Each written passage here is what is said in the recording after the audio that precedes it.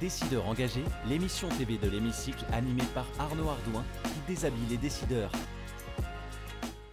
On se dit tout, vous connaissez la promesse de notre émission pour poser le masque, pour découvrir des parcours, des destins, des engagements, des convictions aussi. Et j'accueille aujourd'hui dans On se dit tout Bruno Berthet. Bonjour Bruno. Bonjour Arnaud. Comment allez-vous ? Très bien, merci. Président du GIM, groupement des industries métallurgiques.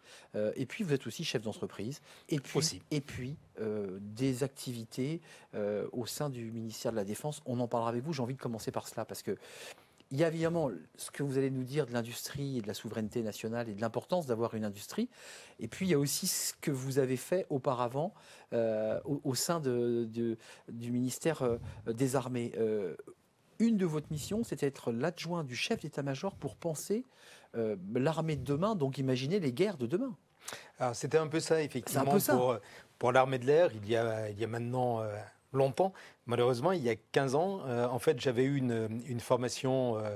Je suis un peu issu de la méritocratie française et dans les meilleures écoles d'ingénieurs, à l'issue desquelles je m'étais engagé à la direction générale de l'armement, au ministère de la Défense. J'avais eu la chance de faire une formation de pilote de chasse et de fil en aiguille, je me suis retrouvé dans ce poste d'adjoint au chef d'état-major, sous-chef, comme l'on dit dans le jargon militaire, en charge de la préparation de l'avenir pour l'armée de l'air. Mais ça consiste en quoi ? C'est quoi la réflexion, il y a 15 ans, que vous meniez sur les guerres de demain, qui sont les guerres d'aujourd'hui, 15 ans après ? Alors, c'est les guerres de demain. Comment on traduit ça en besoin de matériel, en besoin opérationnel ? Quel est le réseau des bases aériennes dont on a besoin sur le territoire national et éventuellement comment on prépare une projection à l'extérieur ? Bien entendu de manière réaliste, compte tenu de l'équation budgétaire à laquelle on sera probablement soumis. Nos avions projetés en Libye, il faut le rappeler, des avions qui ont été projetés dans plusieurs théâtres d'opération quand même. Hein. Oui, absolument. Alors c'est effectivement un moment où les opérations extérieures ont un peu changé de faciès. Quand j'y étais, c'est vraiment le moment où on est intervenu en Afghanistan de manière extrêmement concrète. Et puis la Libye est intervenue très peu de temps après. Puis des frappes dans le désert africain et dans le désert syrien. Il y a une espèce de double casquette, le GIM, votre activité de chef d'entreprise sous-traitant de l'aéronautique. Donc vous restez tout le temps dans le domaine de l'aérien, qu'il soit civil ou militaire. Vous ne quittez jamais ce monde en fait. Jamais. Je suis un pur aéronaute depuis que clairement. Je suis sorti d'école. Ça faisait partie de mes rêves de petit garçon. Alors je crois que c'est pas très très original. Moi j'ai l'immense chance d'avoir pu réaliser un de mes rêves, c'était de devenir pilote. Donc j'ai commencé par être pilote privé dans un aéroclub et puis de fil en aiguille, la formation m'a permis de m'ouvrir à d'autres types d'aéronefs. Jusqu'à pilote de chasse, on est d'accord. Oui, j'ai été pilote. C'est-à-dire que vous avez démarré au plus bas de l'échelle. Hein. Vous êtes l'aéroclub, les petits avions, les 2 places, l'instructeur, jusqu'à pilote de chasse. Absolument. Enfin, c'est un sacré parcours que vous avez vécu là quand même. D'un point de vue aéronautique, oui, c'est un sacré parcours qui était extrêmement gratifiant et j'en garde d'excellents souvenirs. Vous nous avez dévoilé un peu vos passions de jeunesse et vous êtes allé au bout, d'ailleurs, vous les avez vécues. Et puis, il y a aussi ce combat, je dis bien combat, à travers le GIM, de valoriser et de mettre en avant notre industrie métallurgique. Qu'est-ce qui se passe en France ? On est vraiment un pays de service, un pays trop bureaucratisé qui ne s'est pas suffisamment intéressé à son industrie et aussi aux salariés qui sont capables de nourrir ces industries. Tout à fait. Alors, je crois qu'il y a eu toute une période, on en est largement revenu, Dieu merci, même si ça bouge. Le combat demande à être poursuivi. Et il y a eu toute une période où, effectivement, il y a eu ce mirage probablement un peu technocratique qui a consisté à... Vous restez toujours dans l'avion, Bruno. Hein. Même quand vous me parlez d'avion. Ah, forcément. Le fameux mirage. Forcément, c'est un mirage. Le mirage qui a consisté à penser qu'on était sorti de l'agriculture, enfin on était en train de sortir de l'agriculture, du monde des mines, ce qu'on appelle le primaire, qu'il y avait eu la révolution industrielle qui nous avait fait développer le secondaire, réellement l'industrie, mais que tout ça était passé et qu'on allait dans un monde...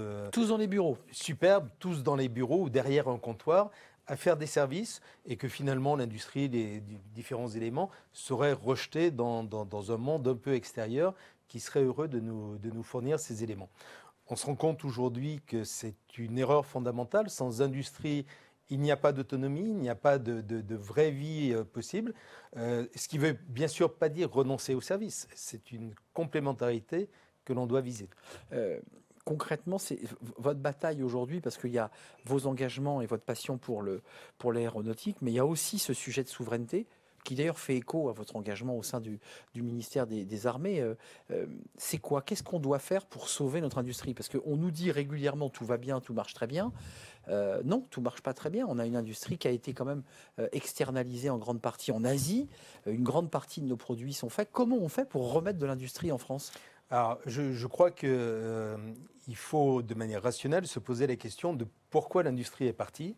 Alors, à un moment donné, il y avait une partie de coût de travail, il y avait une partie de capacité de productivité, il y avait probablement aussi assez largement des questions d'image.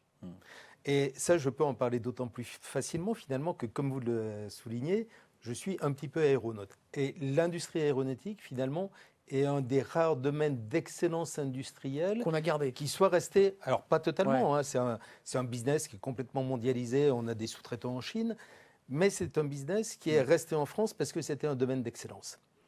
Et donc je pense que c'est un assez bon exemple. Alors oui, il faut être beaucoup plus attentif aux critères de productivité, aux critères concurrentiels, être capable d'avoir un coût de travail qui soit compétitif vis-à-vis des autres. Après, la France a certains avantages différentiels, y compris en termes de réglementation. Par exemple, le crédit impôt recherche est un élément qui est quand même très important pour le maintien de notre industrie sur le territoire national. Et il ne faudrait surtout pas qu'on le mette à la poubelle trop vite. Après, il y a d'autres éléments, effectivement, qu'il faut que l'on modifie.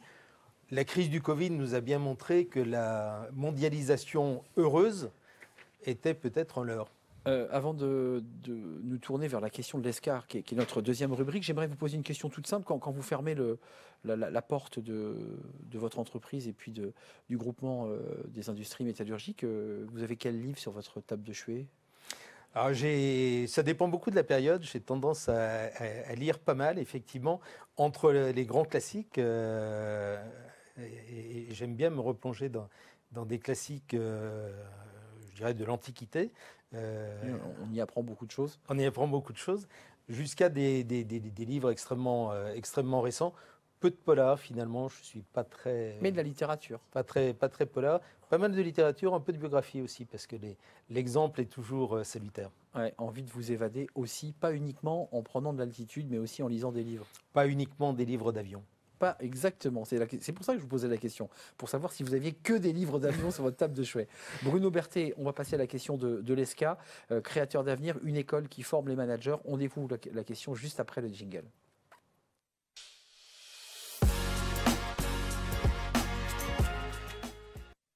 Une question qui renvoie d'ailleurs à la situation de l'industrie et peut-être à la mauvaise image, Bruno Berthet, de l'industrie et de l'attractivité de ces métiers. Vous avez choisi cette question. L'égalité des chances, notamment dans l'accès à l'éducation puis à l'emploi, est primordiale.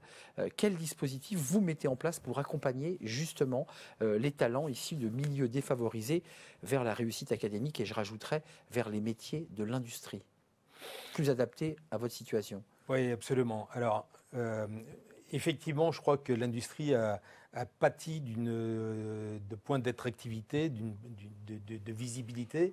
En fait, l'industrie, par essence, est très égalitaire, est à la recherche de bons candidats, quelle que soit la diversité dans laquelle on aille. On a besoin de toutes les ressources disponibles pour venir travailler avec nous.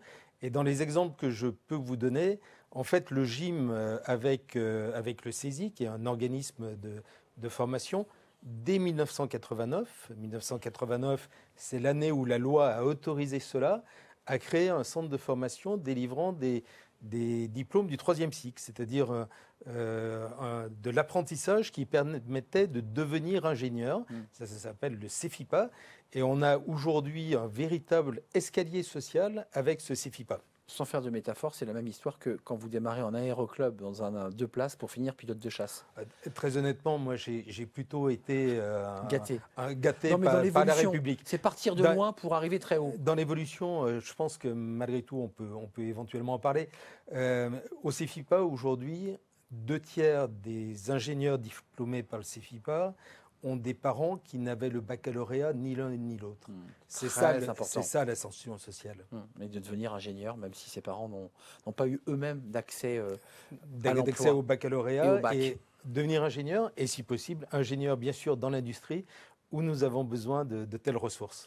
La question de YesNU, qui est la deuxième question que vous avez sélectionnée, notre partenaire, une école de langue, YesNU, pour se former autrement. Jingle, et on découvre votre question, Bruno Berthet.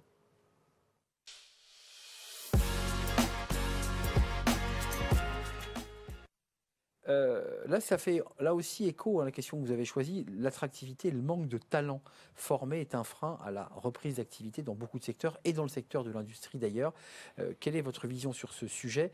L'attractivité et le fait, là, il y a une double question, et la reprise d'activité qui sont des entreprises industrielles qui ferment parce qu'elles ne sont pas reprises. Alors, oui, c'est un vrai sujet.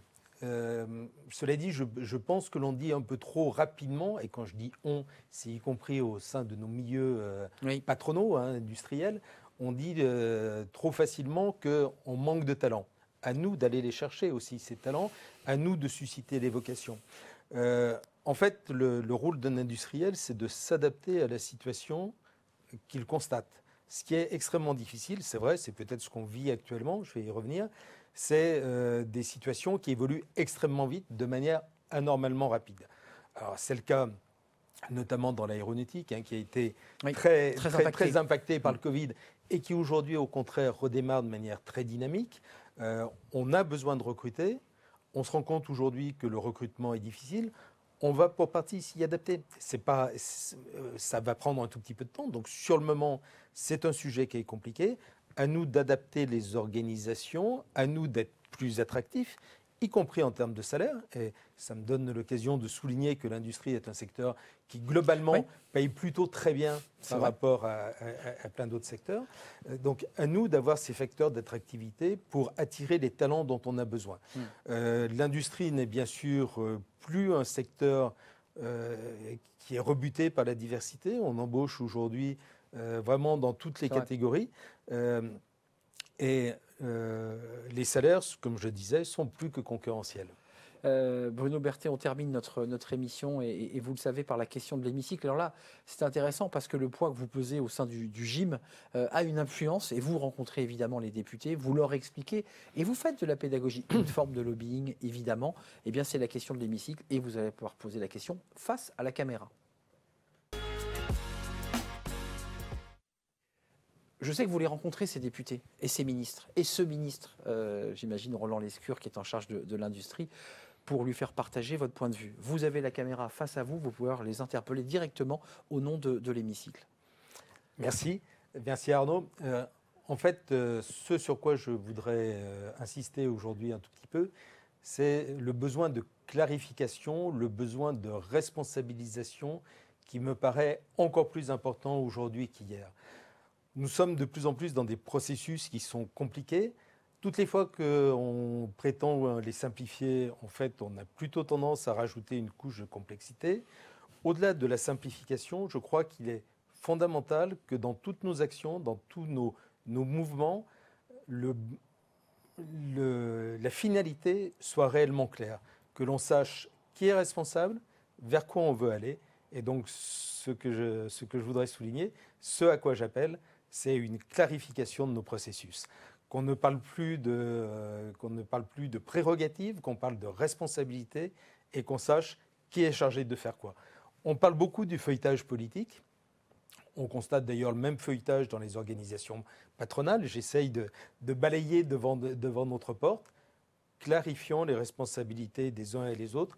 On saura vers quoi et vers qui on peut se retourner. Merci Bruno Berthet. Il n'y a pas que le millefeuille administratif, il y a aussi évidemment la difficulté d'empiler des décisions et des mesures. Le message est passé. Président du GIM, groupement des industries métallurgiques. Vous êtes évidemment aussi industriel sur le terrain, en action, et puis un passionné aéronautique industriel dans l'aéronautique. Évidemment, c'était le mot fil rouge de notre échange. C'était un vrai plaisir Bruno de vous avoir accueilli. Merci Arnaud. Dans On se dit tout. Merci à vous, merci de votre fidélité. Puis on se retrouve évidemment pour un prochain numéro d'On se dit tout. D'ici là, portez-vous bien, évidemment. Bye bye. Décideurs engagés, l'émission TV de l'hémicycle animée par Arnaud Ardouin qui déshabille les décideurs, qui nous permet d'appréhender ce qui chaque jour leur donne envie de se battre et de réussir.